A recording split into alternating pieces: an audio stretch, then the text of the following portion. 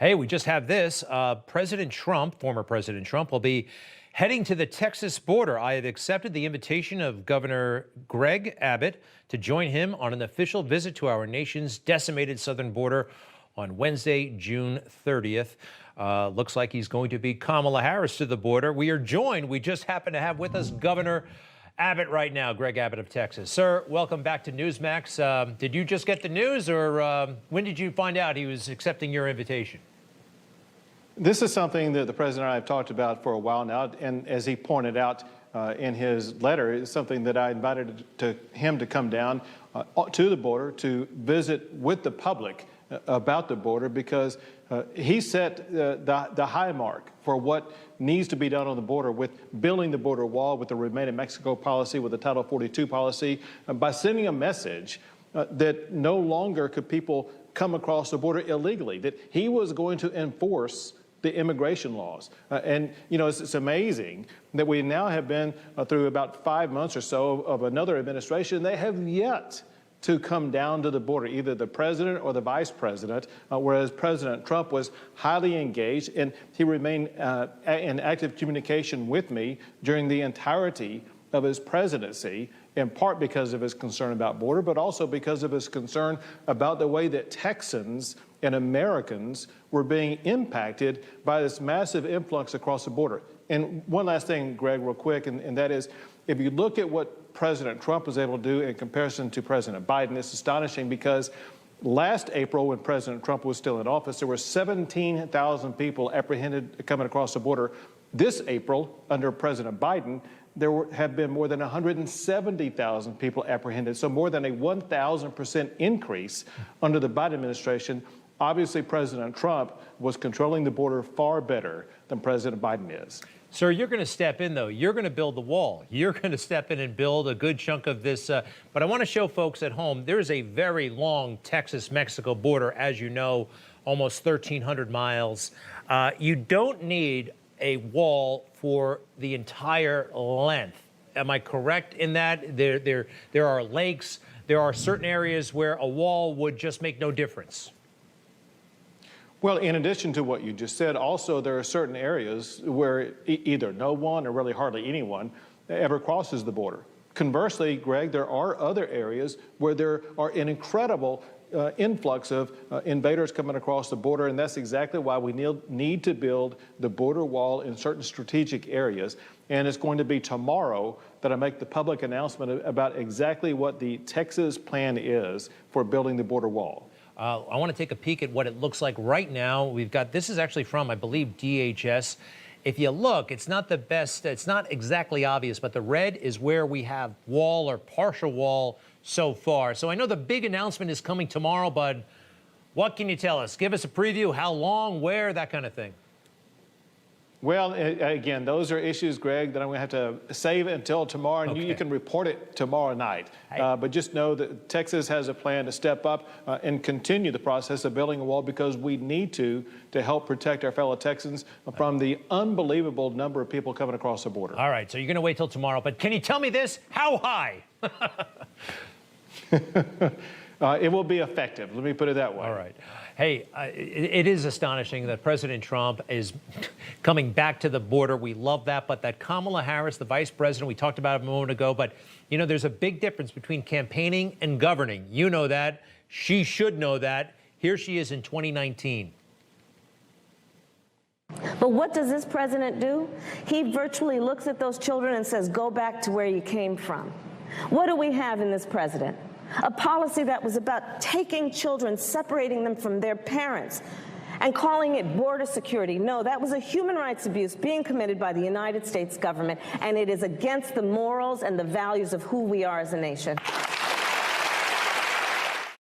Wow, talk about a virtue signal. It felt so good for her to say that, and then in Guatemala, a different tune.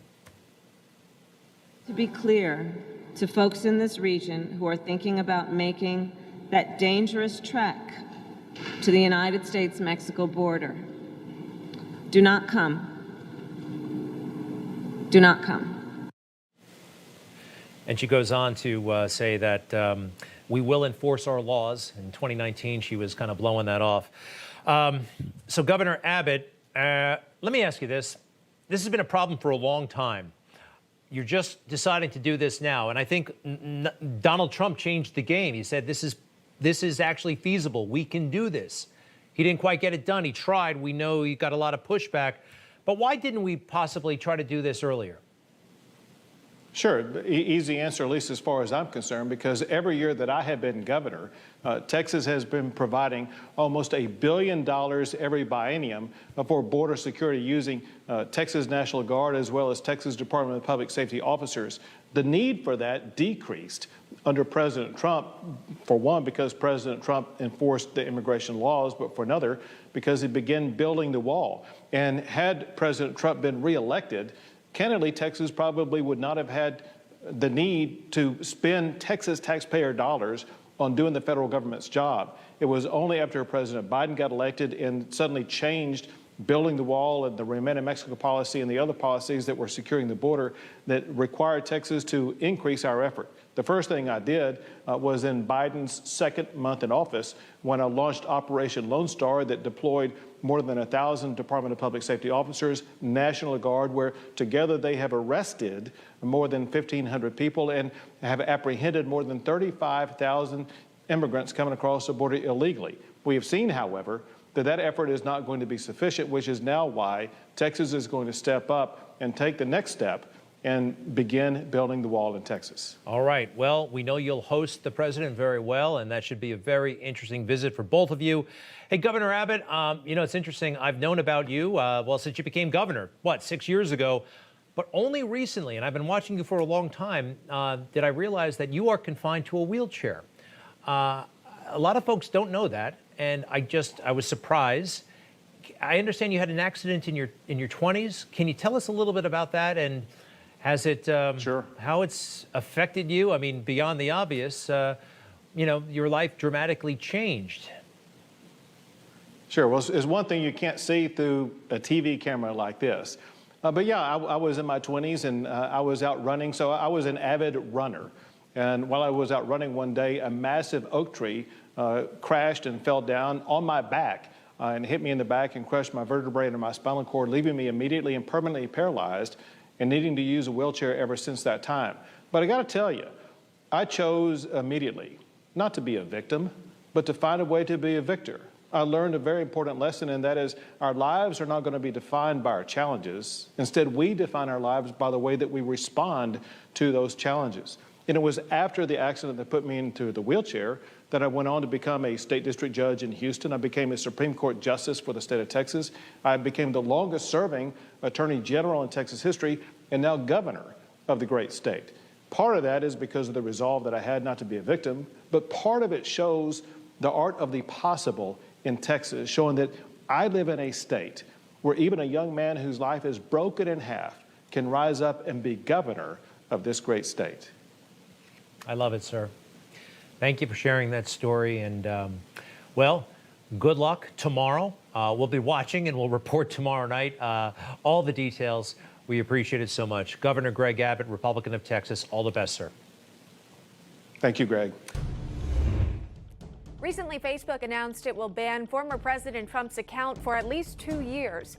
Newsmax wants to know if you think that's the right decision. Should Facebook let Trump back on? You can vote in our poll. Text the word ACTION to 39747. We'll share the results on Newsmax TV, Newsmax.com, and with millions of Americans who want to know. Takes just a few seconds, so vote now. Let your voice be heard. Newsmax, real news for real people.